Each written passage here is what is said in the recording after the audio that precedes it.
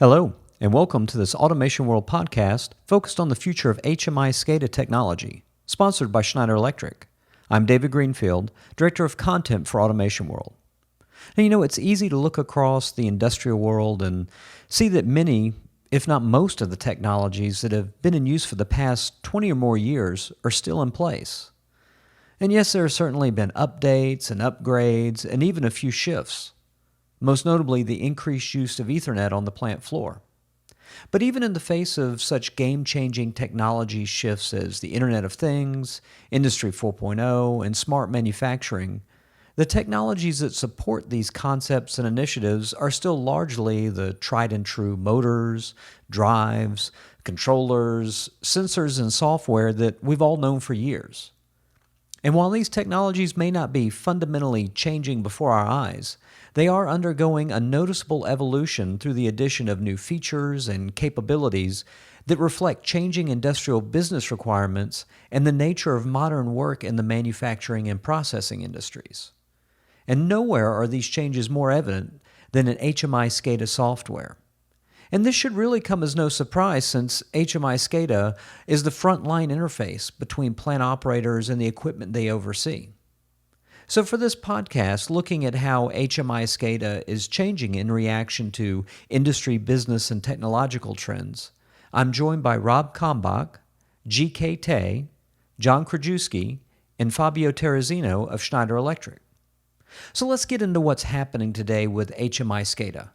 With all that's occurred over the past decade with automation technology developments and the evolution of the manufacturing and processing industries, what do industrial end users today expect from their HMI SCADA systems? And what do you think they'll be expecting in the near-term future? I think the expectation more and more is that it's less and less a custom job, a custom manufactured thing that somebody has to create for them where a lot of effort is required to put that specific application together. Their expectation would be more that we enhance their operational effectiveness with the least amount of effort from their side. So they're expecting from us to give them standards and frameworks out of the box that plug into their applications and make these applications work in context to basically achieve that they are out of an operational perspective, going to be more effective using our tools without having to put less effort into making it all work. And that's really a goal that we have been working very, very hard on, is that to have end users and users to put less effort into the systems to make it work the way they want it to work, which is today, and when you look at a lot of systems, it's a big challenge because there are so many technologies coming together at some point. Yeah, in today's world, I think HMI is about standardizations. Mm-hmm. Right? In the past, the OEM market to the control room, they just put in the HMI with all the custom built graphics, the alarm, and so on and so forth. But today, they want to look into the standard way, the standard templates of implementing all this alarm, all these graphics, the effective way of driving the situational awareness to the operator, to the operations. So we have seen a lot of our customers coming to us and they requested for a standardization, a standard way for them to develop a solutions, a HMI, where they can take it from one applications to another project.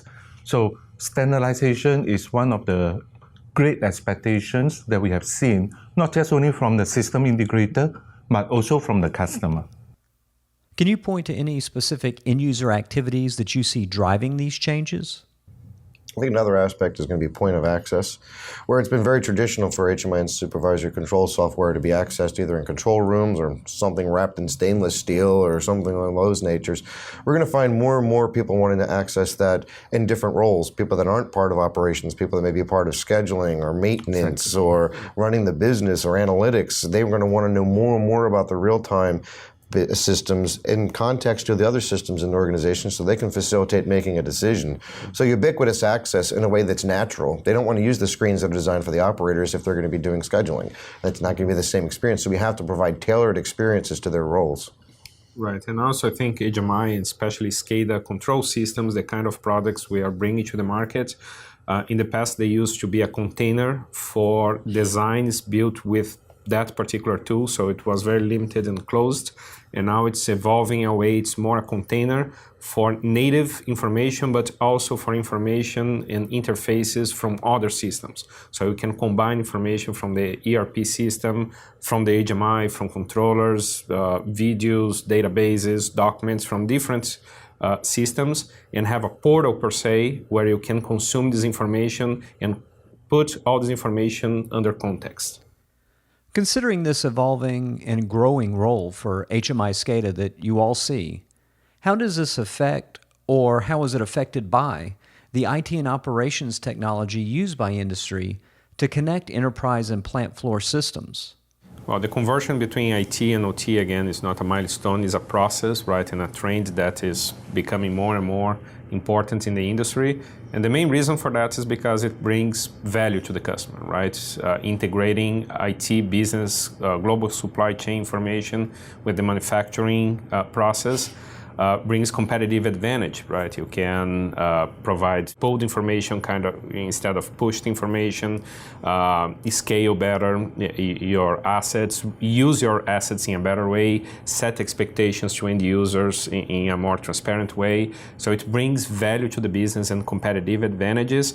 And in the past, we had technological constraints to make this integration in real time, but those constraints now are virtually gone. So it's just a matter to use the tools and the technologies that we have been deploying and we have been bringing to the market, allowing users to interface their IT with OT processes in an easy way, a feasible way, and more importantly, in a sustainable way. We're talking about extensibility. So again, is the whole idea that we provide the tools that provide a solution today, but in the future, as requirements improve, they can build on top of that, not having to throw away all the investment they made on the original project.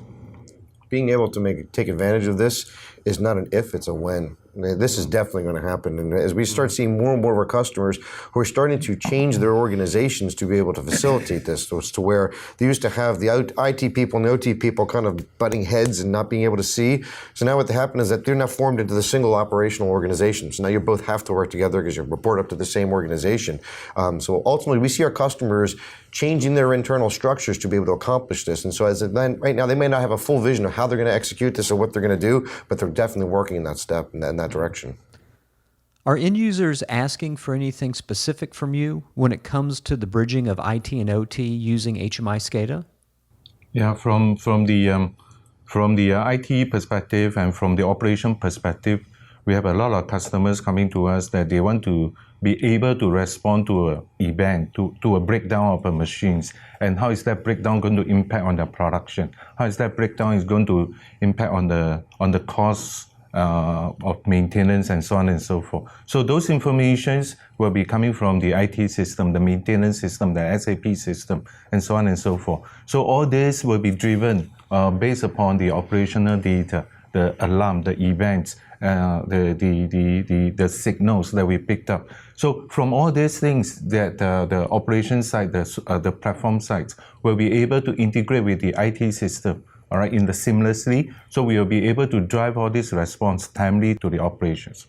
In plants, very often the manufacturing part compared to the operational side, they're mostly firewalled and separated from each other. But more and more there is a demand for transparency. So transparency from a business perspective to be able to see what's going on in the plant at any time, but also the other way around, what's going on in the IT systems at any time. So both of these worlds are now unified in a typical data center and within one stack of equipment.